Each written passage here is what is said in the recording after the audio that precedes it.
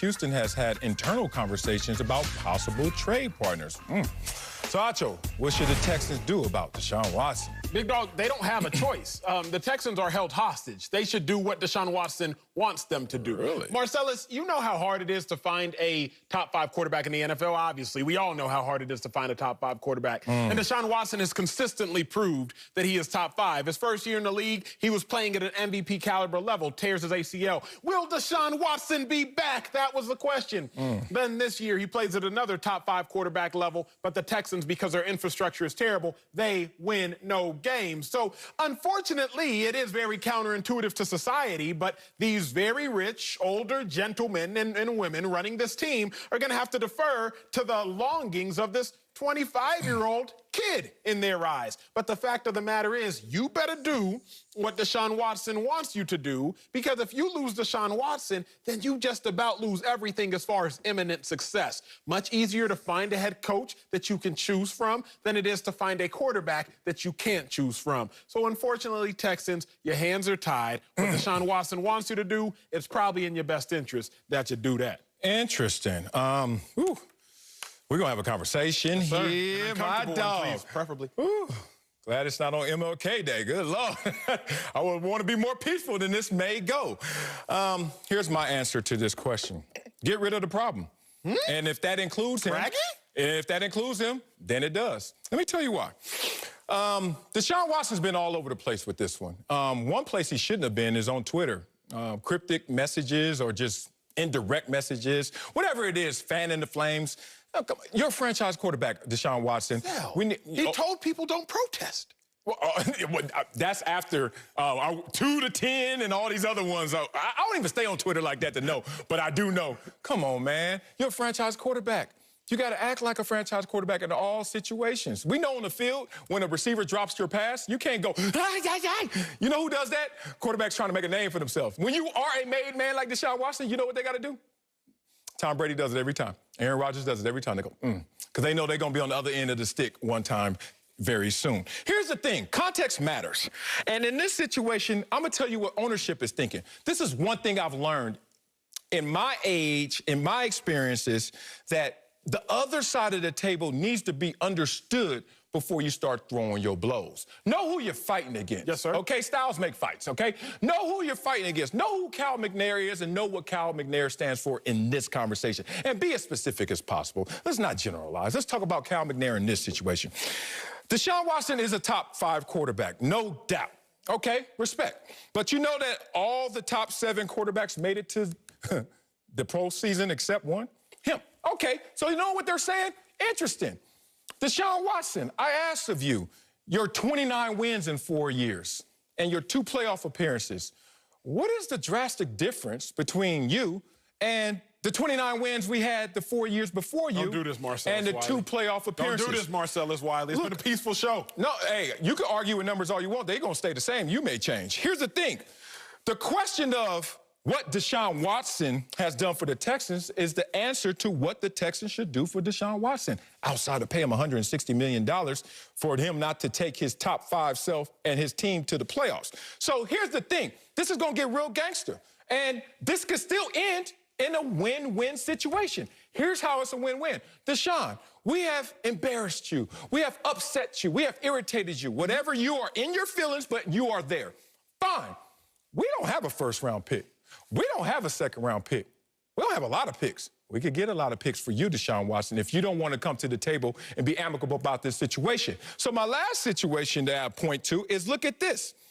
When you look at Deshaun Watson being in this conversation, putting himself in this position, why would you sign for $160 million when Bill O'Brien's your GM? And everybody knows Bill O'Brien was set tripping at the GM position. Not as bad as a coach as he was as a GM. Okay. Why would you sign for $160 million months later after they already shipped your #1 receiver? You signed up for these issues, and now you got an issue with the same issues you signed up for. Well, Deshaun Watson, I would love to hear your counter to what the other side of the table was talking about. We got to bring in Fox NFL analyst Bucky Brooks. So, Bucky, what should the Texans do about Deshaun Watson? Nothing. Absolutely nothing. They should sit there and let him continue to talk about it. Let everyone on social media talk about this is the first step in a player empowerment movement, and he has all the leverage and all those things.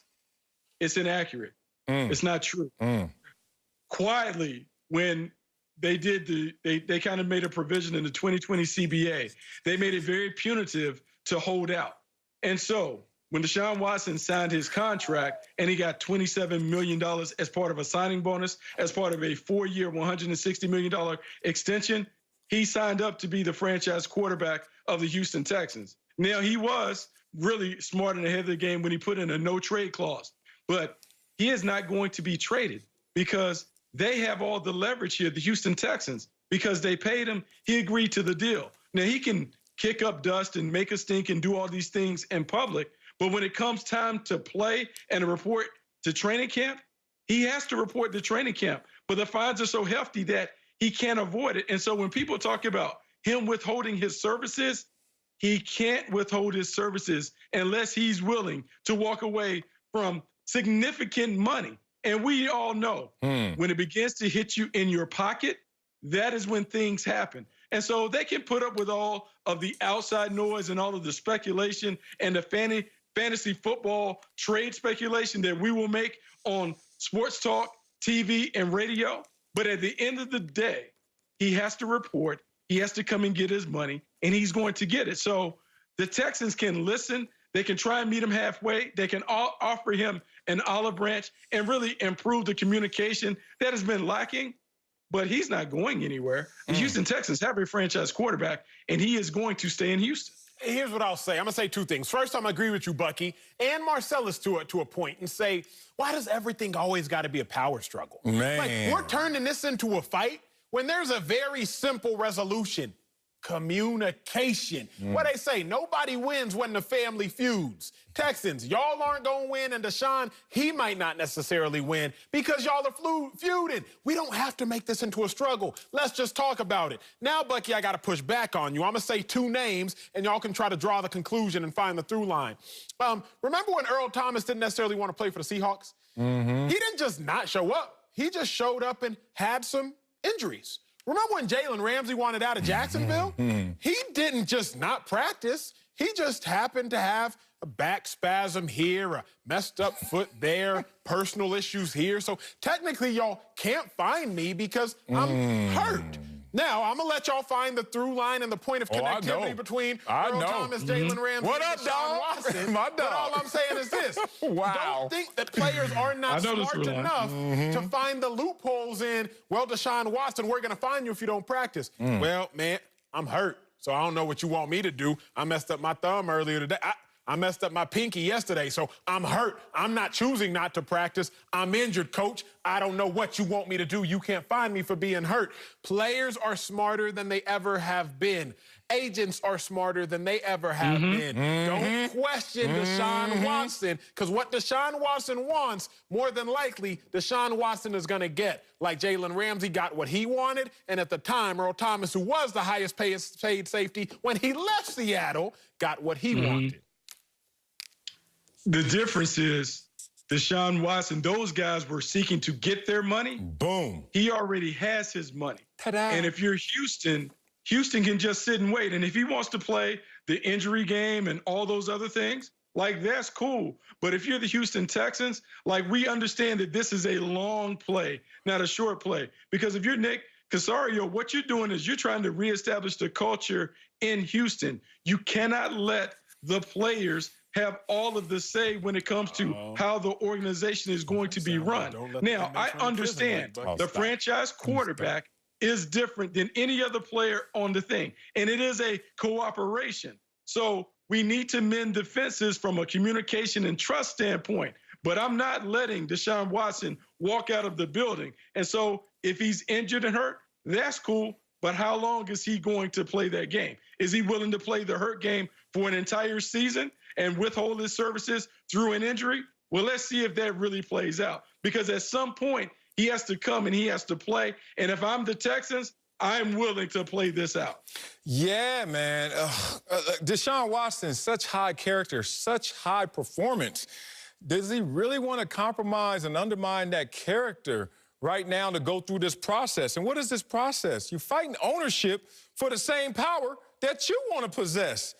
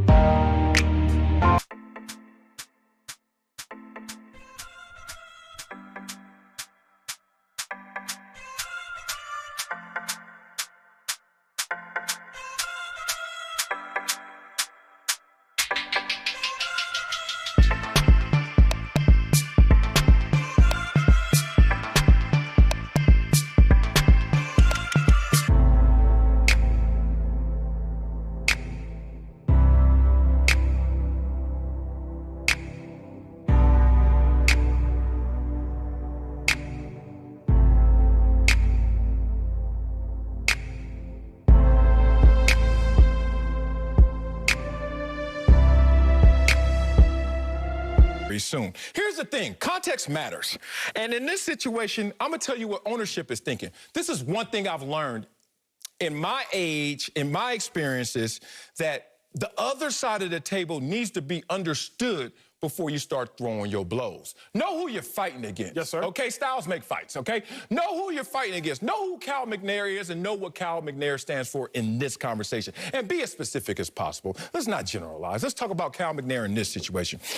Deshaun Watson is a top 5 quarterback, no doubt, okay?